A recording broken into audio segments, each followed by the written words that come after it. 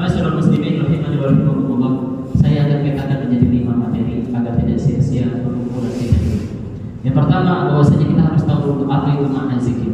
Para ulama mengatakan zikir dari kata dzakara dzikra, arti dalam bahasa artinya mengingat, yang menyebut dan mengingatkan.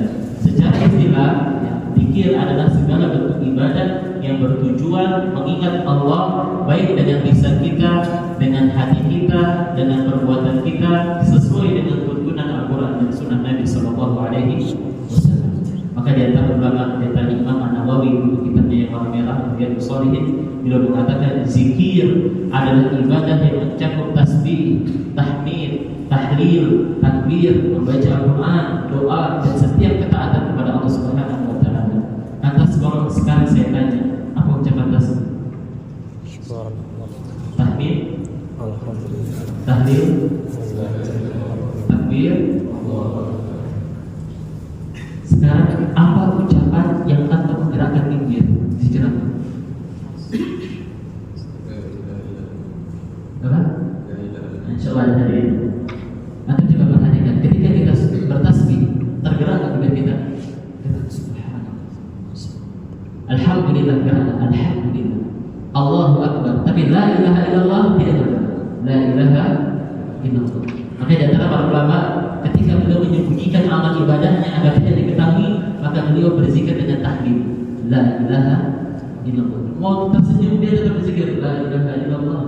Karena nggak tahu dia ngobrol dia apapun, tapi dalam hatinya dia berzikir. Karena zikir tahlil inilah yang tidak terlihat pergerakannya. Dan inilah inti zikir.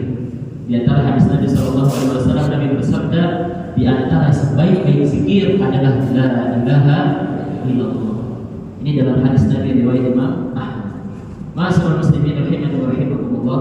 Zikir terbagi jadi 3. Ada zikir lisan, zikir hati, zikir amal. Zikir lisan sebagaimana kita selesai sholat, astagfirullah, astagfirullah, astagfirullah, ya subhanallah, alhamdulillah, Allahu akbar. Ini zikir lisan. Zikir hati bagaimana? Zikir hati di antara bentuknya adalah kita yang mengagungkan Allah Subhanahu wa taala dalam hati kita. Yang menghadirkan bahwasanya Allah lah yang mengawasi kita. Ini bagian zikir kita. Jadi zikir itu bukan hanya ucapan. Kemudian apa contoh di antara zikir anggota badan? Para ulama mengatakan di antaranya sholat, ya, seperti ya, berbakti kepada orang tua itu zikir. Menjauhi maksiat karena takut kepada Allah Subhanahu wa taala, menolong orang lain juga bagi zikir. Jadi zikir itu para ulama tidak membatasi hanya sebatas lisan, tetapi segala bentuk amal ibadah dalam rangka mendekatkan kepada Allah, baik secara lisannya, secara hatinya maupun amal perbuatannya, maka kita termasuk zikir. Kemudian ma'asyiral muslimin, ada tidak perintah zikir dalam Al-Quran sangat banyak. Di antaranya Allah Subhanahu wa taala berfirman, ya ayyuhalladzina amanu dzkurullaha dzikran katsiran wa sabbihu bukratan wa asila. Wahai orang-orang yang beriman, berzikirlah kalian kepada Allah dengan zikir yang banyak. Wa sabbihu, apa kalimat tasbih? Subhanallah. Dan bertasbihlah kepadanya di waktu pagi dan petang. Inilah tema kita. Zikir yang bagi kita akan dan zikir bagi petang. Zikir dan sebab yang Allah Subhanahu wa taala memberikan keamanan ketika waktu paginya dan memberikan keamanan ketika waktu sorenya. Itu dalil yang pertama. Kemudian dalil yang kedua, Allah Subhanahu wa taala berfirman, "Fadhkuruni adkurkum washkuruni wa la takfurun."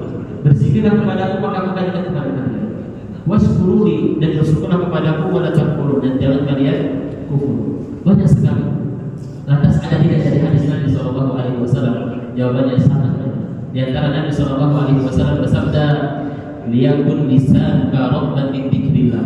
Hendaklah lisan kalian senantiasa berzikir kepada Allah. Basah terus lisan kita dari zikir kepada Allah. Bahkan saya katakan, musibah terbesar di waktu ini adalah ketika lisan kita kering dari zikir kepada Allah Subhanahu wa taala.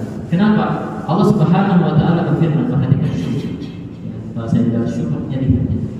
Allah Subhanahu wa taala berfirman dalam Al-Qur'an bahwasanya ketika seorang hamba tidak mau berzikir kepada Allah Subhanahu wa taala, siapa yang datang pertama kali? Asyaitan. Allah Subhanahu wa taala memberikan waktu mundur untuk syaitan. Oleh karena itu Allah Subhanahu wa taala menggambarkan dalam Al-Qur'an ketika syaitan mengatakan, "Qala fa bi izzatika wahai Allah, dengan kemuliaan-Mu, la uqiyannahum ajma'in, akan mesesatkan seluruhnya, akan membuat mereka lalai lain dari zikir kepada Allah kecuali satu, illa ibadaka minhumul mukhlasin, kecuali hamba-hamba yang ikhlas, yang ketika dia beribadah, berdoa, berzikir hanya untuk siapa? Untuk Allah.